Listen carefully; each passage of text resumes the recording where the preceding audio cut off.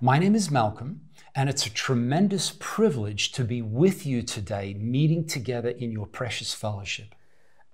سلام به همه شما عزیزان. اسم من مالکوم هستش و یه افتخار بزرگیه برای من که در این مشارکتی که شما با هم جمع شدین کنار شما باشم.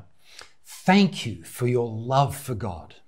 مرسی برای عشقتان با خداوند. You have made the greatest of all decisions to follow the Lord Jesus Christ. شما بهترین و بزرگترین تصمیم گرفتین که از پی عیسی مسیح بیاین. And I so appreciate the vision that you have to reach your nation with the good news of the Lord Jesus. و افتخار میکنم به اون رویایی که شما دارین که قوم خودتان برای خبر خوش عیسی بشارت بدین. And I hope that these few words today will be an encouragement to you and a strengthening to you in your relationship with the Lord Jesus. و امیدوارم این چند کلامی که اینجا با هم صحبت میکنیم تشویق و یه قوتی برای شما باشه برای از پی عیسی رفتن. We are in the book of 1 John and we're looking at the first 3 verses of chapter 1. ما در اولین نامه یوحنا هستیم و به 3 آیه اول باب اول داریم نگاه میکنیم. Let me quickly introduce John to you. بذارین یه مقداری یوحنا به شما معرفی بکنم. When he wrote these words, it was right at the end of his life.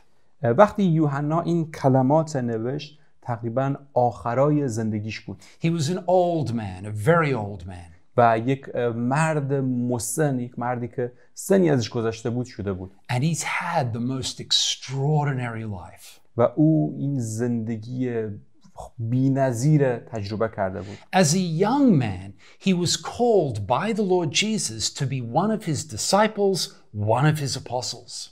به عنوان یک مرد جوان او توسط خداوند عیسی دعوت شد تا از پیش بره و یکی از شاگردا و بعد یکی از رسولاش باشه. And even more than that, he was called to be the one who laid his head on Jesus' chest. و حتی بیشتر از این اون کسی هستش که سرش روی شانه عیسی گذاشت. He was also known as the disciple who Jesus loved. و همچنین او به این اسم معروف بود، شاگردی که عیسی دوستش می داشت. Well, of course, Jesus loves all his disciples, doesn't he? He loves all of us. خب مطمئنا عیسی همه شاگرداش دوست داره، همه ما دوست داره. But clearly there was something special about John's relationship with the Lord Jesus. ولی اینجا شفافه که یک چیز خاصی در رابطه یوحنا با خداوند عیسی بود. The closeness of his fellowship with Jesus. صمیمیت رابطه‌اش با عیسی.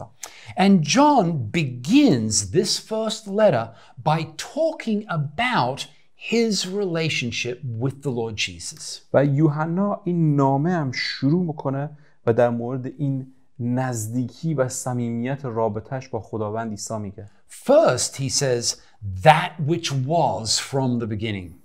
شروع نامش میگه آنچه از آغاز بود. And he's speaking there of the eternal Son of God. و اینجا داره در مورد اون پسر ابدی و ازلی خدا صحبت میکنه. And John says he simply was. He had no beginning, no ending. اینجا یوحنا داره به ما میگه که عیسی مسیح بود، هیچ شروع یا هیچ انتهایی نداشت. The Son of God, infinite, eternal, uncreated God. پسر خدا، پسر ابدی و ازلی خدا که خلق نشده و تا ابد و تا ازل بوده و هست. And then these extraordinary words. و بعد این کلمات عالی. Who we have heard, who we have seen with our eyes, who we have looked at and our hands have touched. میگه اونی که با آنچه که ما شنیدیم، با چشمامان دیدیم و با دستامان لمس کردیم. Infinite, eternal God. خدای ازلی و ابدیه. The God who is everywhere present. The God who is all powerful. خدایی که همه جا حاضر مطلقه، همه جا قادر مطلقه. And yet John says We have heard him. We have seen him. We have gazed upon him. Our hands have touched God. و این خدای یوحنا میگه که ما اون شنیدیم، او دیدیم و بهش نگاه کردیم و دستای ما این خدای ابدی و ازلی لمس کرده. Wow. Remember Jesus' words to Philip. بیاد بیاریم کلمات عیسی به فیلیپ. Because Jesus was one with the Father, he said this to Philip. چون عیسی با پدر یک بود این کلمات گفت. When you have seen me, you have seen the Father. گفت اون کسی که من دیده پدر دیده. Because Jesus was God, he revealed the fullness of God. چون عیسی مسیح خداوند هستش، وقتی که هست پدر عیان کرده و پدر نشان داده. Infinite God, yet also genuinely man. خدای ابدی، خدای ازلی و همچنین انسان.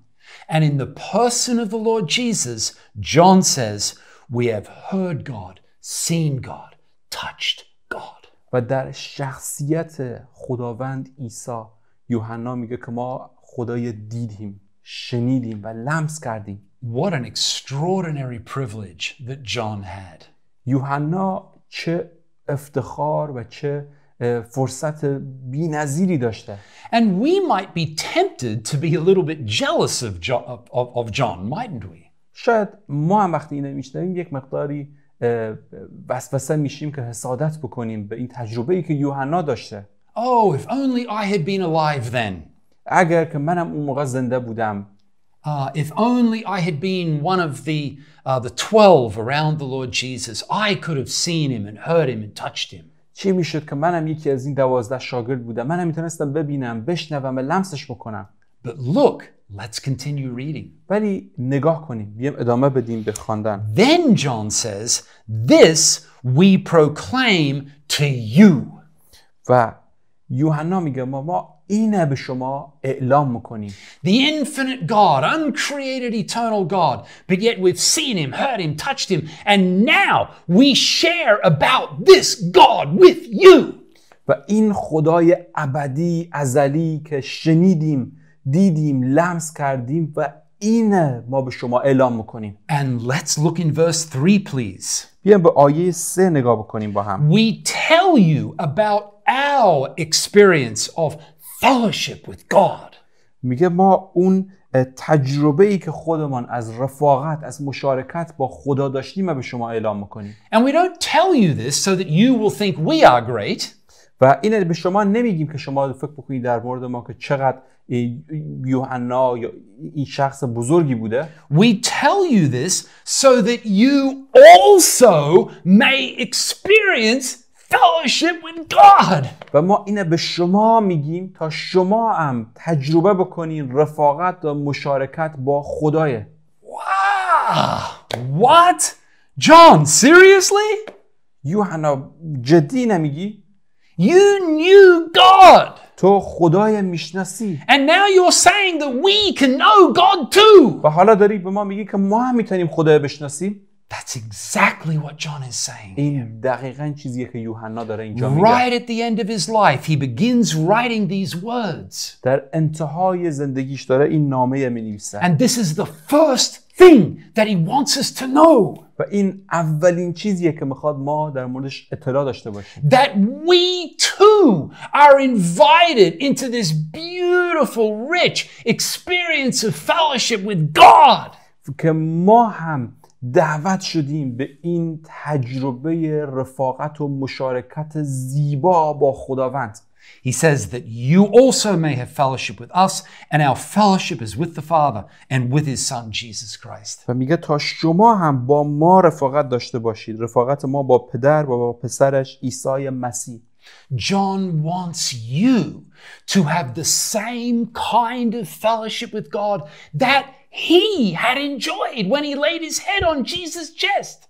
یوحنا میخواد همون تجربه رفاقت و مشارکتی که خودش داشت و سرش روی شانه عیسی گذاشته شما تجربه بکنی و شما داشته باشی. And remember what he said about the reality, the intensity of his own experience of fellowship with God. بیاریم که اون واقعیتی که خودش تجربه کرده بود، اون نزدیکی و صمیمیتی که از رفاقت با خدا تجربه کرده بود، به ما گفت آیه‌های قبل. He said, we've heard him, we've seen him, our hands have touched him. گفت که ما اون شنیدیم، اون دیدیم و دستای ما اون لمس کرد. This is the depth of experience, the reality of experience that we can have today. این واقعیت و این تجربه واقعی هستش که ما هم امروز میتونیم داشته باشیم. And dear friends, this is what it means to be a follower of the Lord Jesus. دوستای عزیز، این معنی پیرو عیسی، شاگرد عیسی بودن هستش. In John 17:3, Jesus said, "This is eternal life." در انجیل یوحنا باب 17 آیه 3 عیسی میگه این است حیات جاودان. That they may know you, Father, the only true God, and Jesus Christ whom you sent. که خداوند خدای حقیقی بشناسن و عیسی که فرستادیه بشناسن. This is what it means to be a follower of the Lord Jesus. معنی شاگرد عیسی بودن این هستش. We are invited into a beautiful fellowship of love with the Lord Jesus. که ما دعوت شدیم به یک مشارکت زیبا از محبت و عشق با خداوند عیسی مسیح. An experienced fellowship with him. تجربه رفاقت و مشارکت با او. That is just as real as John experienced. که به همون اندازه واقعی هستش که یوحنا تجربه کرد. Wow. That's the good news of the gospel. این خبر خوش انجیله. And not only the experience that John had, we are called to an even deeper experience. و نه فقط تجربه‌ای که یوحنا داشت، بلکه ما دعوت شدیم به تجربه عمیق‌تر از اون. We don't see the Lord Jesus today with our eyes, we don't hear him with our ears. ما خداوند عیسی با چشمامان امروز، چشم فیزیکی نمی‌بینیم یا با گوش‌هامان نمی‌شنویم. Jesus returned to the right hand of the Father. چرا که عیسی به دست راست خدای پدر رفت. But then he sent his Spirit. ولی اون روح القدس فرستاد. And he said the Holy Spirit will not speak of himself, but he will reveal me to you. و گفت که روح القدس در مورد خودش با شما صحبت نمیکنه، بلکه منو برای شما عیان میکنه و مکشوف میکنه. The Holy Spirit is in us. روح القدس در ما هستش. Revealing the Lord Jesus to us. خداوند عیسی برای ما باز میکنه، مکشوف میکنه. It's even more real than what John had. حتی واقعی تر اون چیزی هستش که یوحنا تجربه کرد. In Colossians, Paul said, Christ in you, the hope of glory. در نامه کولوسیان پولس میگه عیسی در شماست، اون امید جلال. When John had a relationship with Jesus, if Jesus would be somewhere else, no relationship. وقتی که یوحنا با خداوند عیسی مشارکت میکرد، اگر عیسی یک جای دیگه ای بود نمیتونست باش مشارکت But بکنه. now, because the Holy Spirit lives in you, ولی حالا چون روح القدس در شما زندگی میکنه، we can always know him. ما میتوانیم هر لحظه بشناسیمش، Fellowship with him. باهاش مشارکت و رفاقت Love کنیم، him. دوستش داشته باشیم، Worship him. پرستشش کنیم، Depend on him. بهش وابسته باشیم. He is in you. او در شما هستش. So inwardly turn your heart to him. از درون قلب دانه به سمت او متمایل کنیم. Turn away from trusting in yourself, your own wisdom, your own strength. از اعتماد به خودتان، به حکمتتان، به تواناییاتان رو برگردانیم. By his Spirit, he's in you. چرا که با روح القدس او در شما هستش. Inwardly look at him. از درونن به او نگاه کنید. Love him. محبتش Surrender to him. خدا را تسلیم به او کنید. Worship him. اون پرستش کنید. Talk to him. باهاش صحبت بکنید. Listen for him. به او گوش بدیم. Depend depend on him for everything. در همه چیز به او وابسته و متکی باشیم. Wow, this is the Christian life. این زندگی مسیحیه. There is nothing greater than this. هیچ چیزی عظیمتر از بزرگتر از این نیست. You can know God, walk with God, love God, experience his love. شما میتونی خدای بشناسی، باهاش قدم بزنی، تجربهش بکنی، لذت ببری. Every moment of every day. هر لحظه و هر روز. When you're going through struggles, وقتی که شما در رنجا و دردا میری، he is there. او اونجا حاضر. So inwardly turn to him. از درونت به او متمایل بشو. Look at him. بهش نگاه کن. Reach to him. به سمتش برو. Tell him what you're going through. بهش بگو اون شرایطی که درش هستیه. This is how you fellowship with God. اینطوری با خدا مشارکت He میکنی. is your closest friend. اون صمیمی‌ترین رفیق شماست. Talk to him inwardly. از درونت باش سخن بگو. Tell him about the pain and the struggle and the suffering. از دردا، رنج‌ها و فشارات بهش بگو. Tell him that you're overwhelmed. بهش بگو که خیلی زیر فشاری. Tell him you don't know what to do, where to go. بهش بگو که نمیدانی چه کار بکنی، نمیدانی کجا بری. Tell him God is with you, he's in you. بهش بگو چرا که خدا با شماست، او در شماست. And as you look at him, he will strengthen you. و چون به او نگاه میکنی، او شما نیرو خواهد He بخشید. will give you hope and peace in the midst of the storm. او به شما امید، آرامی در وسط طوفان خواهد بخشید. And when you're going through the good times, turn to God. Look at him. وقتی که در وقتها و روزهای خوب هستین، از درونت به سمت او برو، به او نگاه کن. Lord Jesus, thank you for these blessings that you surround me with. خداوند عیسی، مرسی برای این برکاتی که دور تا دور من قرار دادی. You are so good to me. Thank you. تو خیلی نیکو هستی. مرسی. The good times, give them to God. وقتای خوب و خوشه به خدا تقدیم بکن. The bad times, give them to God. وقتای سخت و بد به خدا تقدیم بکن. Your questions, give them to him. سوالاتانه به او بده. He's in you. چرا که او در He شماست. loves you. او عاشق شماست. Inwardly, turn to him. از درونت، قلبت به سمت او متمایل بشو. Look at him with surrender. به او نگاه بکن با تسلیم. Look at him with love. نگاه بکن با محبت. Look at him with dependency for everything. بهش نگاه کن با وابسته بودن و توکل بهش در همه چیز. He's with you. He's in you. او با شماست. او در شماست. And this inward union with the Lord Jesus by his Spirit will be the source of everything in your life. و این اتحاد و یکی بودن با خداوند عیسی مسیح در روح القدس مرکز قوت و حیات زندگی شماست. He inwardly will be the source of holiness.